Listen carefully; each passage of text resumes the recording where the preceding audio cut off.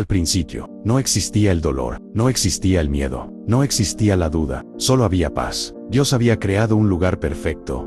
Un jardín lleno de vida, donde todo florecía en armonía. Los árboles estaban cargados de frutos.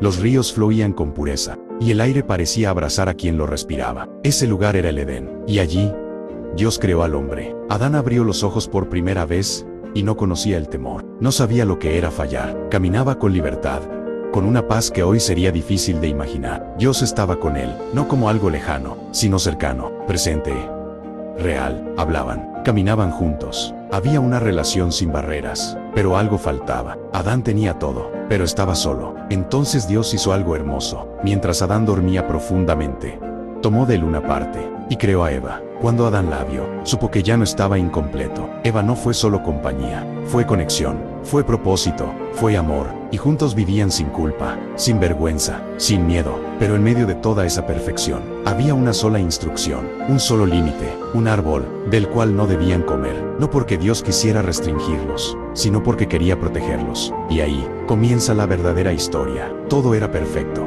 hasta que apareció una voz distinta. No era la voz de Dios, era sutil, astuta, persuasiva. Una serpiente se acercó a Eva, no con violencia, sino con duda. ¿De verdad Dios dijo eso? Y en ese momento, algo cambió, porque el enemigo no llega destruyendo todo de golpe. Empieza sembrando preguntas. Eva miró el árbol. Antes, solo era un árbol más. Ahora, parecía diferente, atractivo, deseable, prohibido. La serpiente no obligó, solo distorsionó. Si comes, serás como Dios. Y entonces, Eva dudó, no de sí misma, sino de Dios. Tomó el fruto, lo miró, lo sostuvo, y finalmente, lo comió. Luego se lo dio a Adán, y él también comió. Y en ese instante, todo cambió. Lo que antes era inocencia, se convirtió en vergüenza. Lo que antes era libertad, se convirtió en miedo. Por primera vez, se sintieron expuestos. Se escondieron, no porque Dios se había ido, sino porque ahora ellos ya no eran los mismos. Dios vino, como siempre, pero esta vez, algo era diferente. ¿Dónde estás? No era una pregunta por ubicación, era una pregunta al corazón. Adán respondió desde el escondite. Tuve miedo, por primera vez. El miedo existía. Yo sabía lo que había pasado, pero aún así preguntó, no para acusar, sino para confrontar con amor. Adán culpó a Eva, Eva culpó a la serpiente, y así,